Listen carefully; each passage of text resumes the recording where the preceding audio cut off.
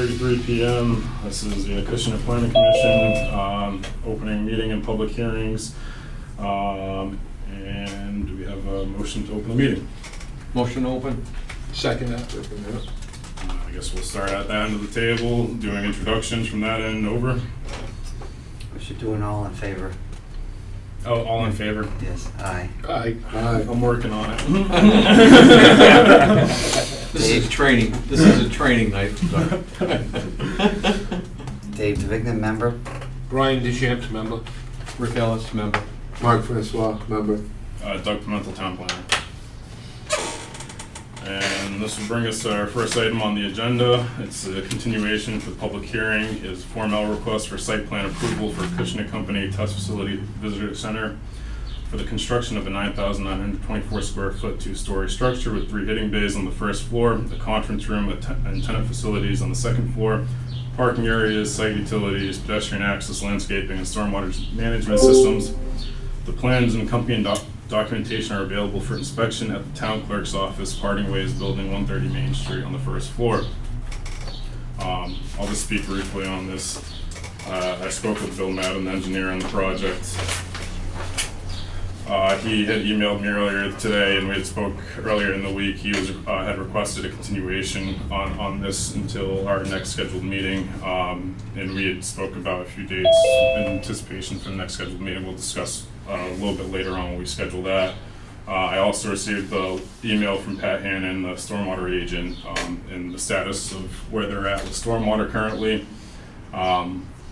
So pretty much the Acushnet Company is all set. Stormwater is under review. They've paid the fee to get the review underway. Pat spoke with the engineers already. After they've skimmed through everything briefly, they don't anticipate there being anything holding up the stormwater issues. So a complete approval and signing of the plans is likely for the next meeting. Okay. Set a date for the next meeting? So we have July 28th, and I don't know if the board would still want to do go back to the 2 meetings a month or want to continue 1 meeting a month. I'd like that, especially during the summer. 1 meeting a month would Okay. be much better. We'll do the July 28th. That's on Thursday at the end of the month. Right.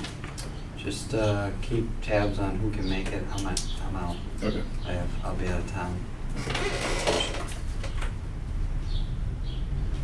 I think we need a motion to continue it. I would make a motion to continue the public hearing for site plan approval for the Acushnet Company Test Facility Visitor Center to July 28th. I'll second that. All in favor? Aye. Aye. All right, Say motion let's set them passes. up at 6:45. So let's set them up at 6:45. Okay. Yeah, you should Get get that it. over with.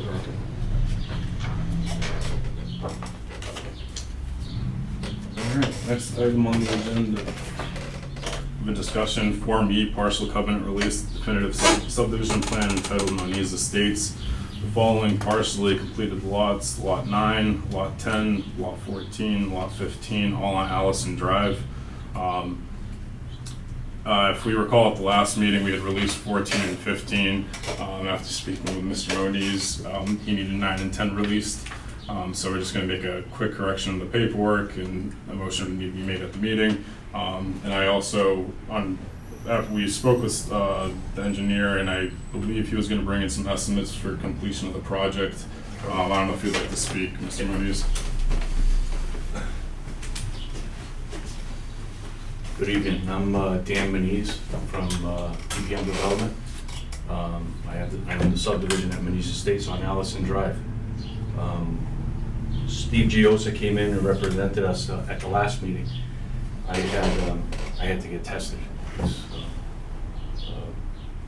wasn't feeling well under the weather, but so Steve came in with 4 lots to be released, and the town released 2. I was just hoping to get is the other 2 versus the 9 and 10 versus the 14 and 15. Because that side of the road we're trying to complete, so we can start doing sidewalks and wrapping basically the subdivision on its way out. So we're trying to get that side done. We're trying to get, like I said, that portion of the road completed, that side, and then we're gonna go in front of all the boards to find out what they need to complete the project so that we can come in front of you guys, whether it's after with a bond or whatever it is, to stop releasing one lot at a time so that there'll be enough lots to finish the project. I think the next time we'll come in, we should have quite a bit of the thing done. Even the paving, the engineering, the as-bills, all that stuff will be done before I release any more lots. I'm gonna try and hold it off the last 4 lots that are left. So, How many lots are left at this time without any right now, covenant releases? it's 5 lots. Okay, and you're asking for 4? I was asking for 4, but I'm only releasing 2. Okay, I'm so up- you're, yeah, so I'm you're, just- are you asking for 2 or 4? Yeah, 2. Okay, Which is 9 and So it's 10. a Okay, so you want to switch 9 and 10 for the 14. previous Yes. releases? 14 and 15. That will Correct. leave 3 left? That's gonna leave a total of 4 left. 4 left? 4 Oh, left. okay, Yeah, okay. yeah. Yeah, I mean, I don't have any problem with swapping the lots. Okay. I mean, Thank you. it's important that you come in with at least an engineer's estimate so the town DPW can review it, Mm-hmm. agree that that's a reasonable amount to finish the thing. Okay. And then we can decide on additional releases or some kind of performance fair. bond posted. Yep, which is fair.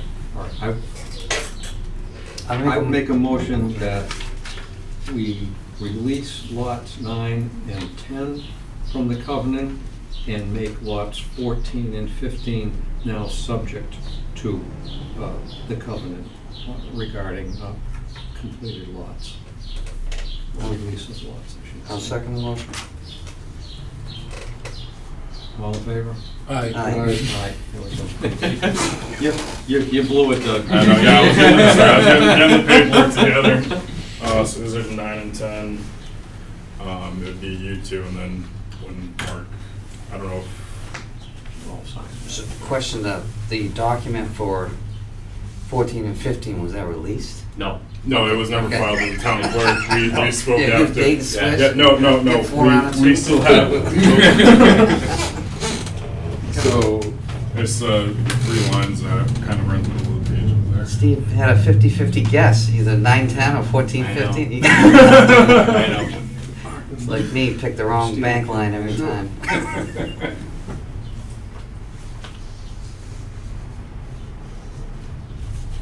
Steve had given me another set if you guys didn't have it.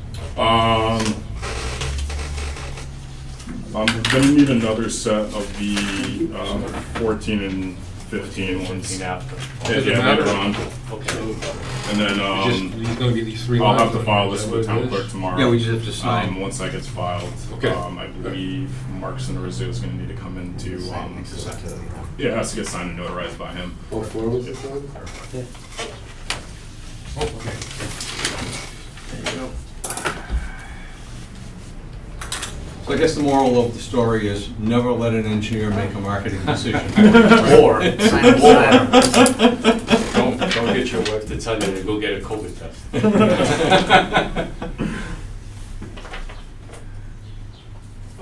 I marked one more.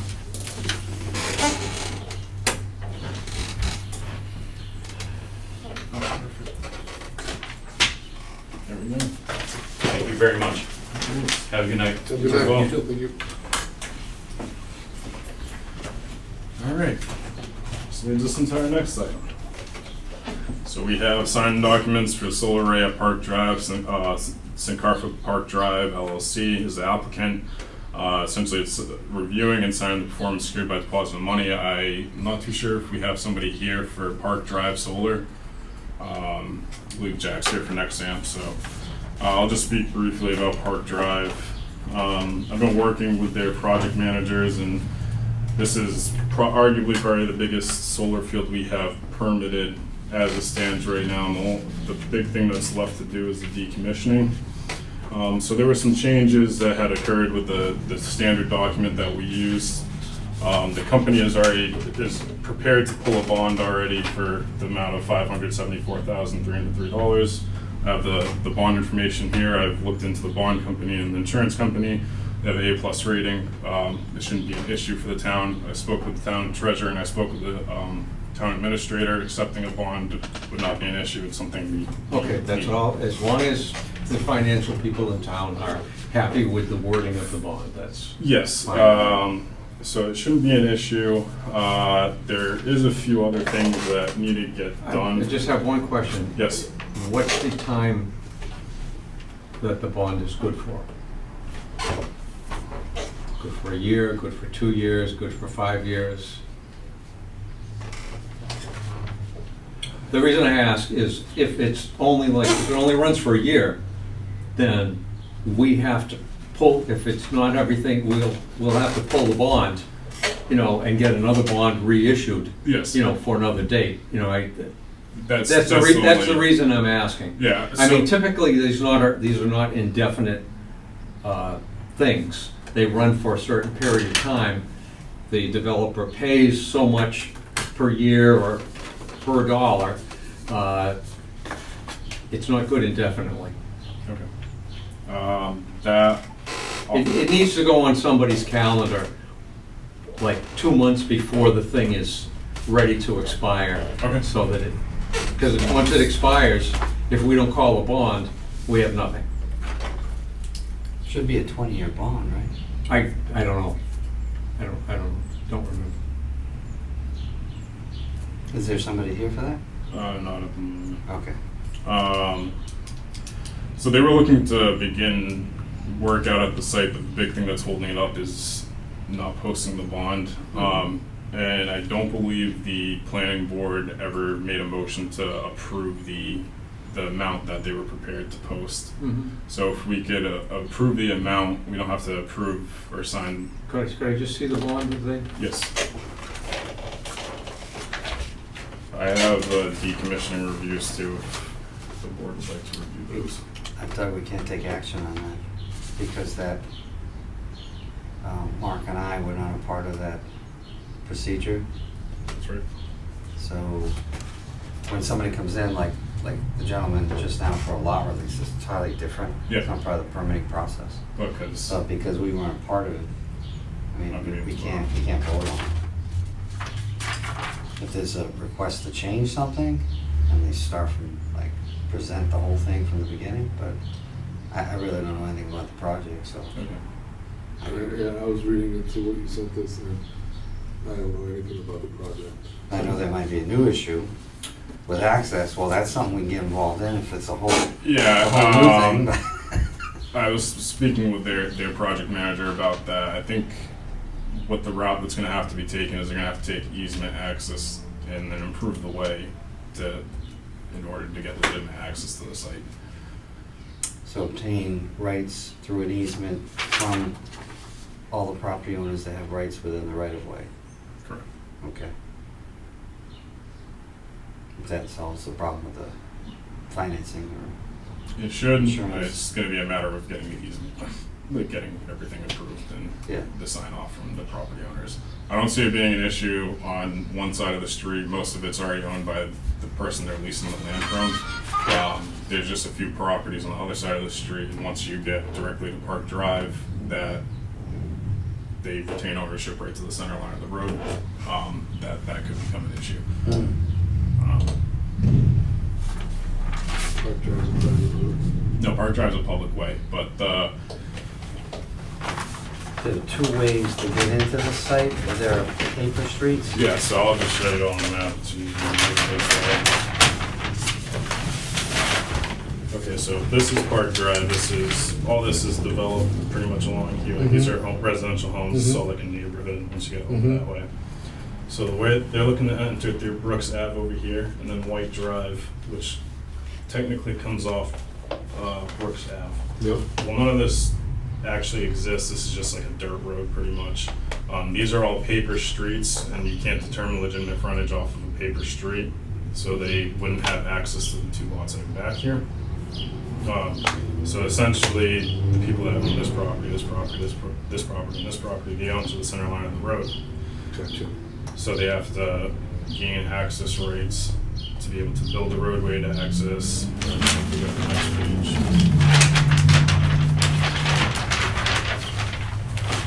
To access this site here, which is one solar field, This is 2, and then this is gonna be the 3rd solar field.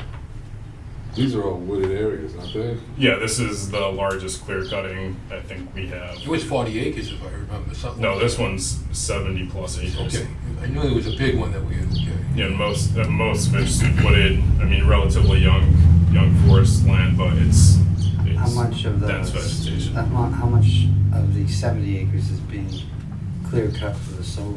Looking at it from Mass Mapper, there's not, a lot of their solar field has to be contained because of wetlands. So off the top of my head, without looking at what I have on documents, I'm not exactly sure what percentage is being clear cut. I know there is a limit of work that they have that I have calculated. Okay, you don't have to guess, I was just curious, you know. I know that, It's Yeah. the limit of work is definitely less than 40 acres. It's more gonna be getting to the property that's gonna be the big issue. it's based on the decommissioning number. Usually that's an indicator how big the project is. And this This is, decommissioning number, is that something that our engineering firm has reviewed? SW Cole reviewed this back in the summer with us, Weston Sampson. is there battery storage on that? It's a 7.5 megawatt unit. Yes, 7.5 meg. and it's got energy storage and solution. Yep, they did the inflation rate, they didn't account for the inflation amount, but SW Cole sent the letter in accordance to the request from planning board, Robert Kelsey, Weston Sampson engineers, yep. What was their estimate for the battery storage? What was their line item for the battery storage? Not on here. No? You know, with or without that, you know, that's an interesting thing. Once we approve the project, I mean, these things may get changed during the design process, during the construction process. You know, today it has battery storage, tomorrow it doesn't, the day after it's got battery storage again. Mm-hmm. You know, Yeah, you could always bring it back later. well, Yeah? Like if it's taken off the table now, it could be brought back later. They don't have it budgeted, I don't think they have battery storage facilities at their site. That's just a requirement I have a source. I mean, The battery. It's very site specific, and I think what they're coming to find out is a lot of the energy is being dumped at the end of the grid right now, and they have no way of containing it. So I think Eversource is coming back to a lot of these companies and requesting them to put battery storage facilities at the site. But as of right now, this one doesn't have one. that whole thing is interesting in of itself, right? If you have a car, look at all the batteries they put in that one car. Here's a 7.5 megawatt electric facility. How big of a battery do you really need to do a lot of storage of 7.5 megawatts? I mean, that seems like, that could be like 4, 5, or 6 of these buildings for crying out loud. And that might be an underestimate, but I'll just bring that up. Well, a lot of the memos we have today, we're gonna be talking about that, right? With somebody? Oh yeah, actually, Can you get some answers maybe? so are they gonna, I just, before we move on off of this topic, they're looking to start doing some clearing work and some survey work out at the site. I don't know if that would be, and especially with the access issues that they have currently, because needing to obtain easement And rights. what happens if that blows? Yeah, how do they, I thought their issue. You know, the whole, and not that I want somebody to go in and rip a whole site open, but if you buy a piece of property, do they have a stormwater permit for the thing? Do they need one? That was permitted when the Stormwater Authority was under the planning board. Did we give it to them? We didn't actually have, like, it was part of their special permit. It's a special permit and stormwater management permit approval.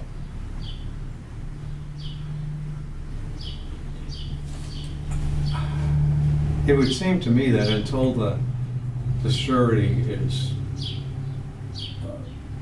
approved and signed, that they probably shouldn't start, Yeah. you know, What if they wipe the whole site clean yeah, and disappear. and then disappear? Now we've allowed, now they've done clear cutting. Yeah. The whole. With the associated runoff issues and, Absolutely. you know, sedimentation and all that stuff. I mean, my inclination is don't start the project until the surety is approved, signed, and sealed. Okay, understood. Understood. Probably says it in the special permit too, It- that no that's- work shall Yeah, begin. it should say that in the It special is a permit, that they can't condition. start until, It is a condition of the special permit, so that was kind of what's holding it up. They were pushing along because they have a tentative date with some contractors to go out to the site to start stuff. you know. And it's not, that's not, I know that's not. Their emergency is not our emergency, you know, I mean, Understood. Just figured I'd put it out there and see how the board felt about it. Well, you know, with all due respect and not throwing stones at anybody, if it was that important for them to start, they should have made sure that their paperwork was in place, ready, and signed, you know, before they start tearing the site up. I mean, I think at a minimum, they would be here pleading their case. Yeah, unless they just intend to do it anyway, and, Keep track of it, and Absolutely. slap a cease and desist if they start. Absolutely. now, is that one that we can Oh, yeah. issue a cease and desist on, or is that up to the building inspector? That I'll have to get some more clarity on. We Okay. need, I think we need to. I would change. certainly make a recommendation to the, I wouldn't have a problem tonight making a recommendation to the building inspector that he not authorize any prep work on the site until the performance bond is signed, sealed, and accepted by Is that a the town motion? administrator. Is that a motion, Rick? Yes. I'll second that motion. For you to send a letter to tell them, we really need to be on the same page. Yeah. We can't have what? No. I think we are all on the same page now after we've had extensive conversations as department heads. There's more of they're ready to pull the building permit. Jim wanted to check with me, check that everything was all set with stormwater. We just wanted to make. Well, there's a motion and a second. All in favor? There we go. Aye. Aye. Send a letter and copy the town administrator. And Jim. Okay. The letter goes Well, to let's Jim, do- but oh, okay. but I want to Oh, copy yeah. Jamie so that Yeah. everybody's in the loop here. We all know what's going on. Okay. Exactly. Like, just avoid. Yeah, there's too many dollars involved here. No, this You know, is and, the you know, biggest one, so after the experience we had with one of these, you know, you don't know who you're gonna get for a contractor. I'm pretty sure it's and- the same one. From 88. Well, then maybe we should 88 double Road. the Get amount. out of here, really? I'm not positive. That was what I was told. I haven't looked at like any of the paperwork to confirm yet. Doesn't matter anyway. But, Okay, Yeah. yeah, well, don't start until the yeah. surety is signed and approved. Okay. Make that happen. Now, in terms of the amount, is there a reason that we should dispute the amount of the bond?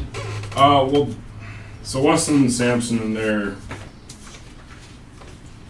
decommissioning review of it, they put an adjuster on it to account for inflation. Mm-hmm.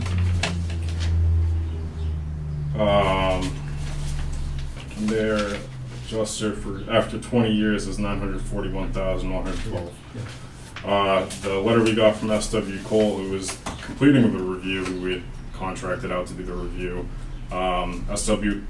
Cole concurs with the estimate in 2021 dollars of $574,333.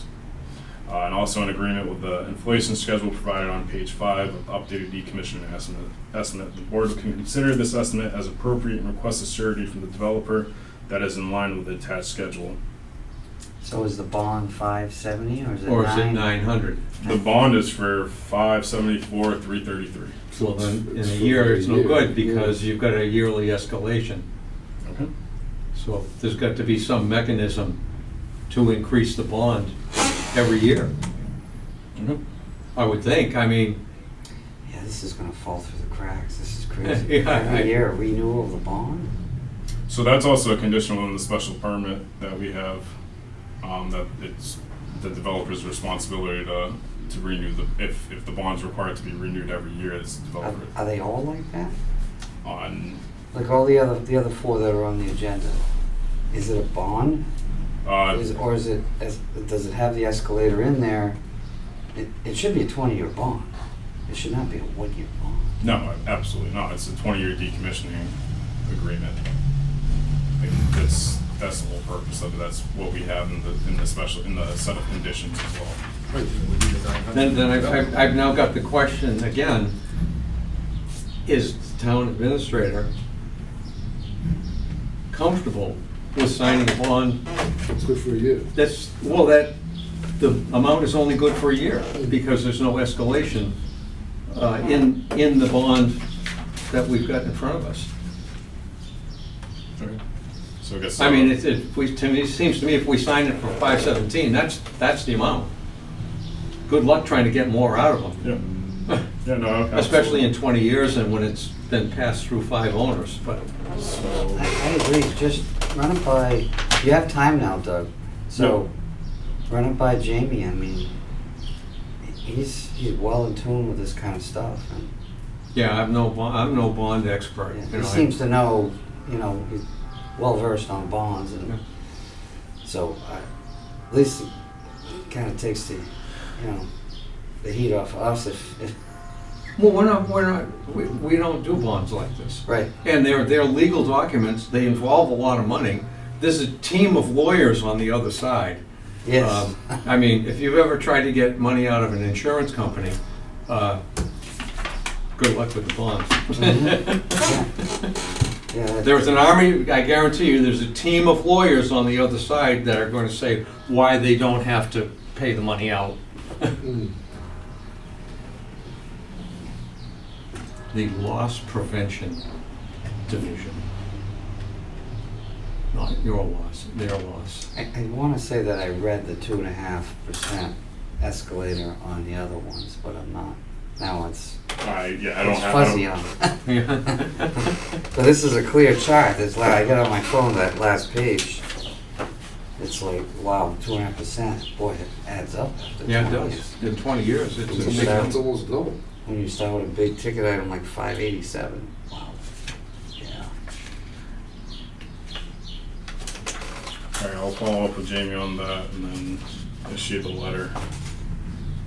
We will start that topic. Move on.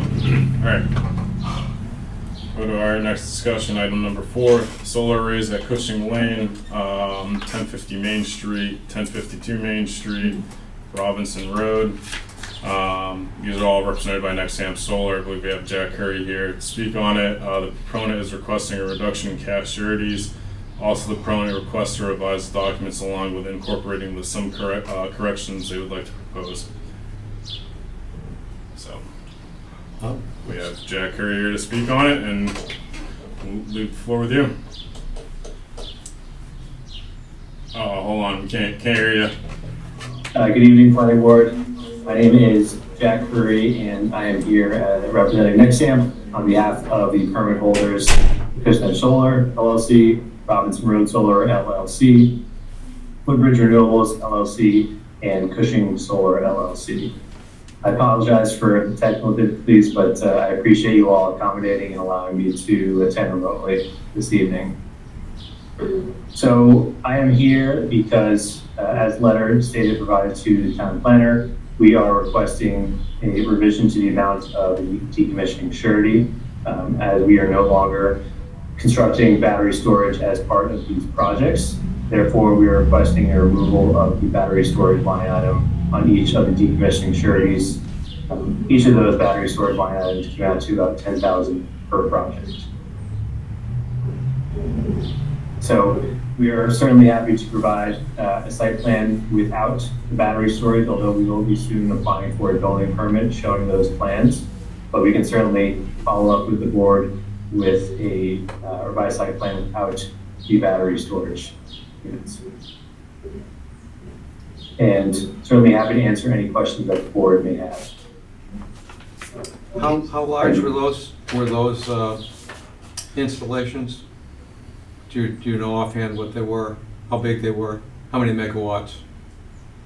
Oh, okay. Yeah, so 2 megawatt battery storage units. What's that? 2. 2 megawatt battery storage units. Can we Per go through project. one project at a time and talk about, well, you were listening to our conversation. Are we talking about a 20-year bond on these projects with a 2.5% These would escalate? be cash sureties in the account with the town. So I believe these are a different structure as opposed to the bond that you were just discussing. I think they're prepared to post cash for this. And then that would be put into an interest-bearing account, and whatever interest is accrued on that stays with the decommission. It's an actual cash number? It's So, actual cash? Or is it an instrument? in place of cash, What is this? Is there a I security? haven't seen anything physically in terms of posting for a check or anything like that. We just have the decommissioning numbers and then some modification in the language to the the decommissioning agreements. Is that When you guys want to start construction, do you have your interconnect permits yet for any of the projects? Yeah, we have interconnection agreements with Eversource for all 4 of the projects. So we expect to file a building permit around September this year and then commencing construction in October.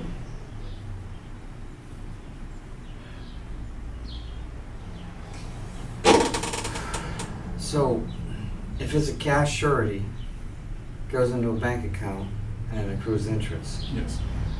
but you get almost nothing. Yeah. Is that 0.5% or, it's so low. You It won't keep up with inflation. It No. never does. So, and the other one, we're looking at 2.5% per year when we saw the growth.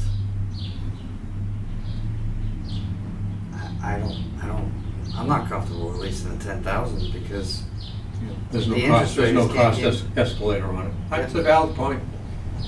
you understand where I'm coming from? It's, Yes, I know it's so simple it- math just- on your just end, like- just eliminate 10, but these numbers aren't big. No, they're not, not at all. Not for the size. Especially if we're looking at somebody just leaving the panels there after 20 years because they're no longer economical to have or to run. I guess you don't really run panels, but yeah, So- I think I'm with you on that one, Dave. It's not big dollars. I mean, these are big projects. I'm not in favor of reducing the amount at this point. Like, just for instance, what's the first one? So the first one I have in front of me is 1050 Main Street. That's at 42,975 currently, what the board approved in February. And that 42,000 is to decommission today or to decommission in 20 years? Well, even today, I mean, that's not a lot of money. I mean, Yeah. to just get a contractor down there, tear the panels out, pay for the disposal of them, and then do whatever replication on the site needs to be done. There's not a lot of structures there, but this is a structure to demo.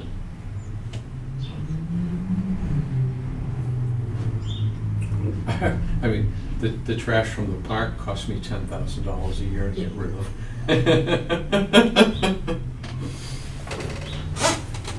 And that's not special waste. I just did it for 15 years and I was already up to 67,000. So it's at 40. 42. Yeah, 42. I really, by the time I'm done with this, it's gonna be double, more or less. Yep. And so I think the 10,000 gives us at least some buffer. I mean, we're gonna make, No, I agree. Without a cost escalator in there, it's not an unreasonable amount of money. It does cover us for some increases. I mean, for all we know, even on the 2.5%, disposal costs may double next year. I mean, after seeing what has happened to my cost of buying materials to fix things up, I mean, I'm in the range of 2 to 5 times what the costs were just 2 or 3 years ago.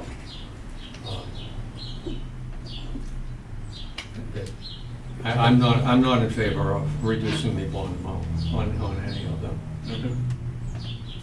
I'm gonna make a motion to deny all 4 requests. I'll second it. All in favor? In favor? Aye. Aye. And they have the site plan modification of the removal of the batteries. Are we approving those? Well, the batteries are already on the plan. Yeah.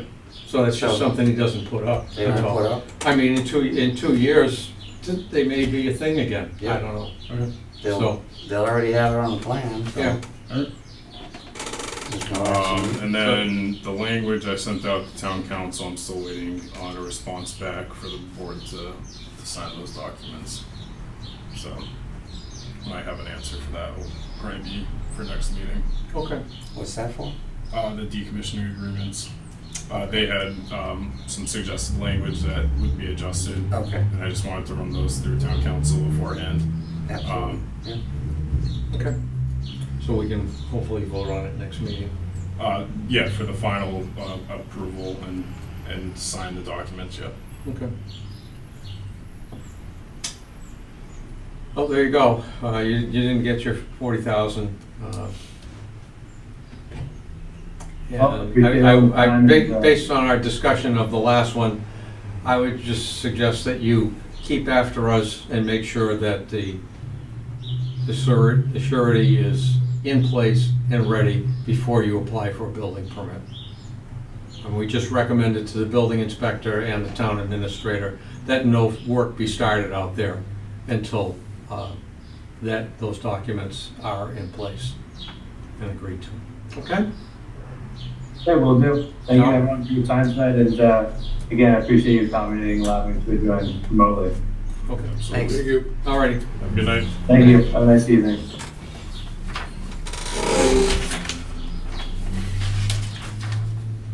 All right, item number 5. I again did not write anything up. I will promise to do that for the next meeting. So we're gonna have a continuation on that? Yes, please. All right. Let's do quick. All right. Traffic bottleneck grants. Yeah, we gotta figure out how we're using our ARPA funds soon, really soon, because we have to have that committed by 2024. Oh, everything has to be started by 2024, and then it has to be completed by 2026. So we're trying to look at infrastructure improvements right now. Well, we'll start with Is there any design in place for?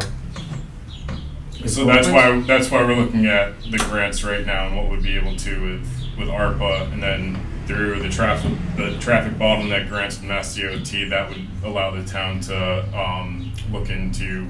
We can use that money for design work essentially, if I have my grants correct in my head right now. Okay. It's either ARPA or the bottleneck one that we can use for design work, and then the other funds from one source will be used to actually do the construction work. But that has a deadline of June 30th.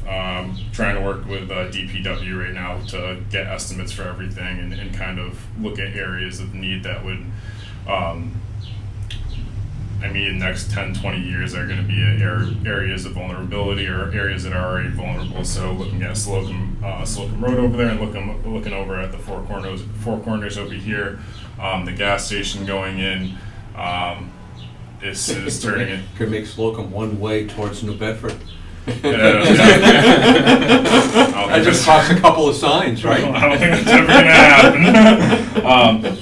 But like we do have a serious traffic concern right now, and it's only going to be getting worse, especially with the commuter rail. So just we're trying to get creative with traffic patterns, and I'm not going to say traffic light because God forbid there's ever a traffic light in this town. So. I mean, to be quite honest with you, I mean, I go through this four-way stop all the time, and it actually seems to work quite well. Yeah. You know, when a traffic light is only going to let one kind of movement go through at a time, you know, people cooperate for the most part. And sometimes you get three people turning all at the same time because guess what? There's no conflict, you know, with those particular turns. Absolutely. Sometimes there is. Absolutely. I mean, there's no quicker way to handle traffic than that. Yeah. You know, It's the piggybackers. yeah, I mean, Stick yeah. behind another guy and No, they- no, I'm not saying that everybody That's does like it the as new well thing as they now, should. I didn't know they had a name, piggyback. Piggyback. They're climbing right up to the next one's rear so they Yeah. get ahead of you before you even hit your pedals. I'll give it an 80% effectiveness. So, Doug, this traffic bottleneck grant, that's just for traffic lights, or what is it? Well, it's not traffic lights. I mean, it's for multiple different things, and they have 10 plus areas that this could apply to. So it's conducting studies, doing engineering work, putting in signs, creating auxiliary turn lanes. So like, for example, over here, instead of having one dedicated lane, we have another turn lane, and then have a lane that continues to go straight. Just little things like that, and then the increased traffic over at the end of Slocum one, because that's going to be a main access and exit point from Acushnet, similarly to Main Street over here. So just starting to prepare now until we get to that point. I mean, those would seem like the two worst intersections in town. Yeah. The one up here, you know, South Main, North Main, and then Slocum. I mean, other than that, and Dunkin' Donuts drive-through in the morning. Yeah. It's not I mean, too bad. those are, I mean, other than that, no, I'm asking seriously. I mean, are there any other areas that the town DPW or the police chief is looking at as problem areas? I haven't had the opportunity to speak with the police chief yet. This is something that's come on my plate in the last week or so. Okay. With a 30th deadline, that's just marvelous. The end of town, as you get to Fairhaven with a fork, Yes. that can get a little, because people are trying to go left to get out So- of Acushnet, and that's. Yeah, and those are kind of high-speed yeah, merges that's or, something to look at. yeah. Absolutely, yeah. So Yeah. that'll be an area that we look at. I know there's a lot of work that's occurring right now with South Main Street itself and along with the state, and I'm not exactly sure where this town stands in that right now. I know we just had an information request put in from the survey company that's doing all the survey work out there right now. From my understanding, I don't know if it's going to happen. It still will have to be voted on at town meeting, but they wanted the state doesn't want to retain ownership of South Main Street anymore, but they want to fix it up before they dump it off. So it's just figuring that out, and if I think doing any traffic signals and any pedestrian or bicycle safety, anything like that would be part of their plan, especially over there once you get closer to Fairhaven. Spend their dime instead of ours. My understanding of everything right now with that, in terms of the state, it'll be on their dime, not the town's dime, and that's we're looking at a 5 to 10 year thing. That's not anytime soon. So it's not necessarily on the radar. Definitely a little bit longer range planning right now. I'm just kind of creating a plan to pitch that to the town and how it might be a good thing. So the grants for the bottleneck, is that something we have to apply and then hope we get? Or So is the way that works is we apply for it. We either get picked or we don't. If we get picked, the town has to put in a request to be reimbursed by the state, and the state reimburses us for the complete amount that we put forward.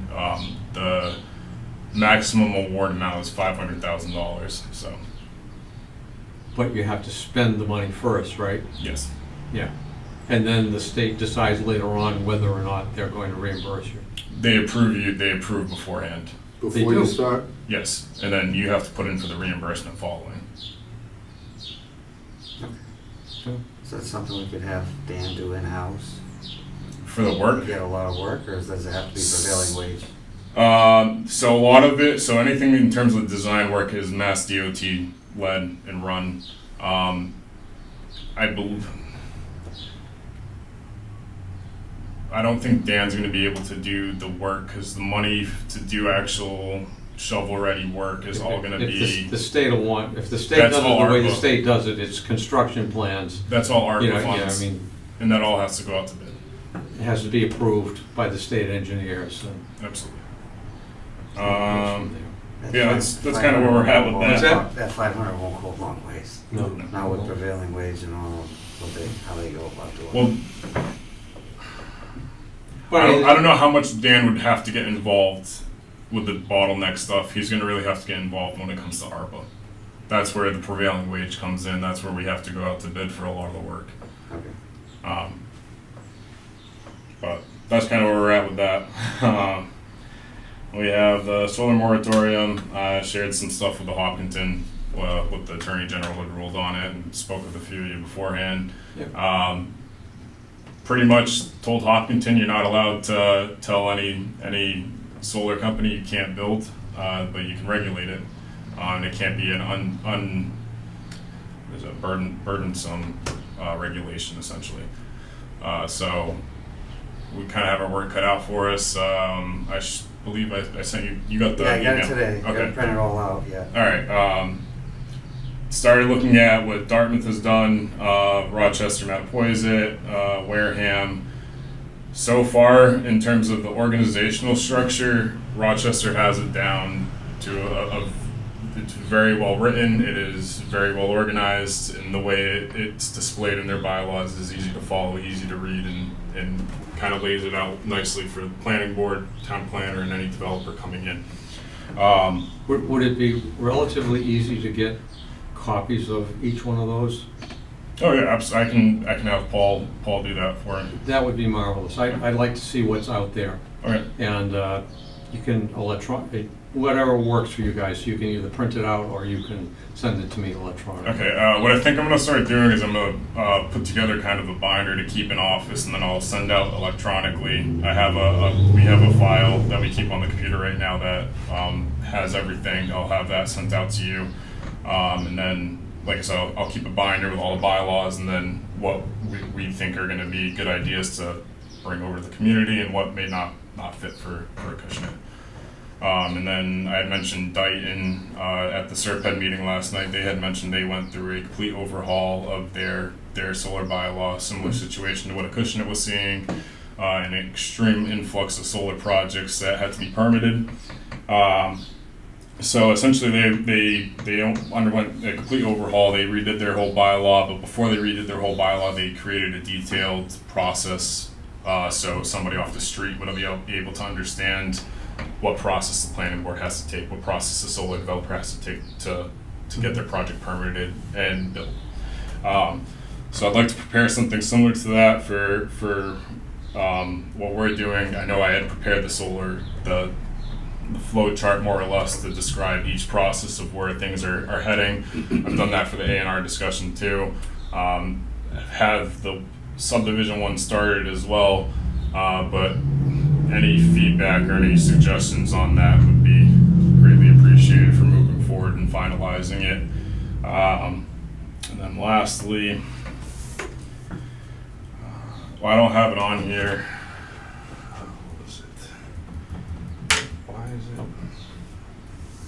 I'll hold off on that one for now, but I think that'll probably wrap up. Yeah, in terms of the subdivision one, I mean, you're certainly whatever when the town administrator, whatever direction you'd like to head is fine. That process is, most of the lawyers, most of the engineering firms, I mean, are very familiar with the state requirements for the process of filing for and receiving subdivision approval. That's not one that we've had a problem with. Okay. I mean, you've pretty much got to follow the process that's in the state enabling act, state zoning enabling act, and everybody pretty much does that. I mean, there are time periods that the board has got to act on, and that's all in the state regulations, which we can't alter anyway. The solar thing, special permits, site plan reviews, that's a whole nother ball of wax. We've got a lot of say and a lot of leeway in terms of what we do with that process-wise. I'm really interested in what those other regulations are saying. I mean, it's one thing to make somebody go through a process that's 3 times as difficult, but if the end result is you've got to approve it anyway, then we really need to look at the things that we can write into the regulations that will help the neighbors out. Absolutely. You know, I mean, that's typically, you know, what we've seen is, you know, neighbor reluctance to have Opposition. a 7.5 megawatt solar array next to their house. You know, and then likewise, I'm interested in, you know, what we can legitimately do to, we can't say no to the project, but certainly we ought to be able to do something as simple as buffer zones and things of that nature that aren't unduly burdensome. Absolutely. Absolutely. I mean, on that particular one, I mean, if setbacks make them go to a 6 megawatt facility instead of 7.5 megawatt facility, that's certainly not unduly burdensome in my view. Absolutely. And if that 1.5 megawatts of less capacity means the neighbors don't have to stare at panels out their window every day, well then, maybe that's a good thing. Sir. All right. So question, the 4 solar farms that were asking for the reduction, Yep. gentleman said that they have Eversource Yep. approval? I haven't He seen did, anything. he said they had, He he said said they had he said they interconnect have permits for for all all 4 of them. So they're actually plowing ahead. They're ready to go. Yeah. And these were One of them's permitted. in that field on Robinson Road. I don't see, I don't think you could screen that one with Fenway Park Green Monster in front of it. It's just go down the hill and you just, you know, you Well, Yeah, there's that no, one. I- and Yeah, I then- mean, obviously, there's some, it's gonna be one of those eyesores. it's a matter of at least getting some kind of Yeah. leverage or some kind of concession to the neighbors. Mhm. We have a few situations going on with solar right now. It's, actually, I don't know if it was 1050 or 1052. The abutter right across the street he had called me. He's extremely concerned. He sent me numerous photos. The access road to get to the solar site, anytime after it rains, is completely underwater. Yeah. So that's might have to be addressed once they get out to the site. It's also something I need to go out and speak with that resident about. Park Drive is another one. So we have Park Drive intersecting right across here. Their access road's over here, so the property owner that lives right on the corner, he has a lot of concerns about where they're putting the access gate. I remember that one, and there's a substantial amount of clearing that's going to happen there too. Absolutely. So there will be a fair amount of construction activity that goes on by his house. I can understand that. Yeah, number of 18-wheelers, and I don't know if they have anything put in place or plans for any construction fencing or anything like that, but he does have numerous concerns, as well as I do. They don't have an access gate proposed right at the entrance to the site, which people already go back there and are dumping. All of these things, we need to have an awareness of when we do get another regulation together. Yeah. We did address that. One of the things that was interesting in that Attorney General's review is they specifically said that hostile neighbors weren't a reason for disapproval. Not quite in those words, but that's Essentially, yeah. From the sound of it, the Attorney General in the state of Massachusetts is heavily in favor of renewable energy right now, and that's the direction they're forcing the towns to move in. And again, another reason to come up with some regulations to condition it, screen it, minimize the impact, because we can't say no because the neighbors don't like the project. Absolutely. That'll go to court, the town will lose, and as long as they've still got money to build the project, it's going to get built. Yes, sir. That one at 1052 about the puddle that gets out front there. We had already addressed that at a meeting. Really? Yes, we had talked about it, and he was here and he had talked to the developer about that. They were here at that meeting. Now, I thought that they were gonna take another look at it to see what could be done about it. We already know that there was a pipe that used to go along the front Yes. that was dug up by the neighbor twice and removed. So, yeah, so I think the big issue now is that what that's created is causing most of that stormwater runoff to cross the street and enter the basement of the butter who had contacted my office. Right. And since he constantly has to have a sub pump going, it's creating an issue for him. Right. But there used to be a pipe that went along the front that actually took all the water away. And it continued to bring it down Main Street. Correct. Now it just all puddles up over there. Because they removed the pipe. Yep. So I don't know what we could do or what. It seems like the DBW should be able to put that pipe back because it is in the town way. It's not like it's on private property. Was it directly in front of the? If it was on, like, if it was off. It's in the town roadway. right away. Okay. I'll have to talk to the DPW about Yeah, that. ask Dan if there's some piping that he could put in that would relieve that situation, Help redirect stormwater. at least partially. Absolutely. Because he even said at one time it wasn't a problem when the pipe was in there. It became a problem again once the pipe got removed again. I believe he said something very similar to me Right. as well. And this is what we discussed at that meeting. Okay. I'll talk to Dan and see what we can get done for a solution over there. Look, Doug, when all of these things start to break ground, I'd like you to really be on top of what's going on. I know that in our bylaws, the building inspector is the, de facto enforcement agent, but that doesn't mean that you can't be there. He's got enough on his plate to watch over. If there's an issue and you gotta go talk to him and Jamie because, contact board members individually, whatever, I feel like it's our responsibility It would to make sure things are done right, It would like be- protect the neighbors. It would be a lot easier to not be here a month and a half later after the project has not been going quite as envisioned. And have all If the- we just kind of kept more of a lid on it while it's being constructed. Certainly the clearing and getting the panels up, that's a critical period in terms of impact to the neighborhood. Absolutely. Some of the stuff, the wires, and a couple of little buildings that they've got built, that's not such a big deal.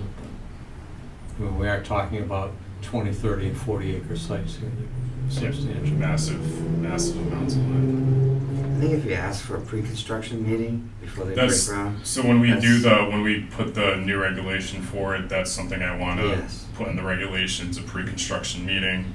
And then that's actually something we're going to be doing for Park Drive. Like that guy on Park Drive, he said they should be putting orange fencing. Yeah, that's. As a line staked by a surveyor.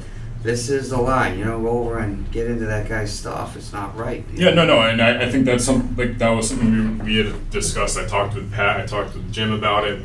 We all had agreed we want to have a at-site pre-construction meeting to go over a few things, go over all the concerns each of our department has overall of the site. Most of them have wetlands, so you bring in the Concom stormwater agent. And another one of the things that you can write into the regulations, it can be a staged approval, if you will. That's not quite the right word, but so that they would go in and prep the site and get their drainage stuff in and get their siltation stuff in first. That gets signed off. Before they can start putting in foundations for panels, put structures in, maybe underground wiring. I'm just talking off the top of my head right now, but that would also give us more of a lever to get the things that are undesirable cost-wise done before they can turn the panels on and hook up. It would avoid Wade Road. Sort of done backwards there. Yeah, They built the site and then they tried to fit the drainage in after and Oh yeah, they've it got. didn't work. My conversation with Pat sounds like they have some fun to take care of out there with the priority habitat that's all out over there, so. And that's all well and good, but believe me, there's nothing that strikes fear into a developer's heart more than you cannot proceed until you do this part of the project and it's in place and stabilized and working. Because that delays when they can start drawing money out of it. You know, and those are the kinds of things I think we've got to look at, or some of the things that we have to look at when we're looking at this new regulation. Okay. Yeah, to just get to the point where they want to turn the switch on and start generating power and they haven't finished the project yet. You want to avoid that at all costs. Absolutely. Because trying to get somebody in there afterwards, that's like paying a contractor to do the job and it's not finished, and then you try to get him back and he's already got all his payment. Yeah. He's not coming back. No chance. All right. Well, most of them will, anyway. I think that's something we can start looking into and add into the regulations. And then, yeah, I think that wraps it up for planner update. We did get one piece of mail that I thought was pretty interesting. Fairhaven sent out a public hearing notice. Looks like they had received the application for another recreational marijuana facility going in right over there on Alden Road. So they've really saw the tax revenue and are going after it. I don't know. Just thought I'd mention it. I don't know if it's something we can bring up. I'm all for taxing all the vices, cigarettes, alcohol, All right. whatever. All right. I mean, it's out there. Yeah. Actually, we're very fortunate in the United States. In Canada, they tax alcohol and cigarettes in relation to the health problems that they cause. Because of course it's Universal health care. It's universal health care in Canada. So, Yeah. we've got family in Canada, and they come here, they go back with liquor and cigarettes. You have to. Clothes, you name it. Yeah, I mean, it's not a little more, it's a lot more. Oh, I was smoking during college. I remember buying a pack of cigarettes when I was out in British Columbia, and it was a $35 pack of cigarettes. Yeah. 35 Canadian, not US, which Right. made- Oh, no, you're going to a Oh, I store, understand, it's but 5%. Yeah, Tax that's what their baby. game.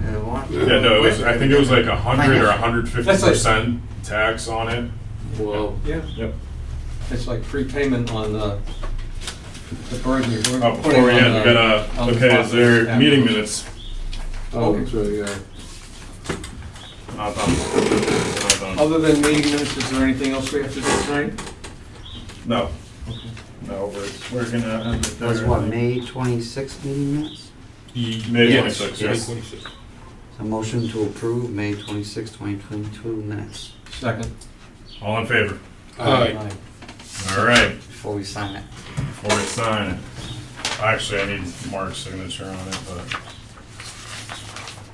For the minutes, you only need a majority. Yeah, we looked it up in the Massachusetts state laws, Paul did, and it requires the signature of the chairman and then the signature of the person submitting the meeting minutes. Okay, well, we voted to approve them, so So- we can wait for Mark at the next meeting to get a signature. Yeah. Yeah. Yeah, that's fine. That works. Awesome. Love that. Motion to adjourn. Second. All in favor? Aye. There we go.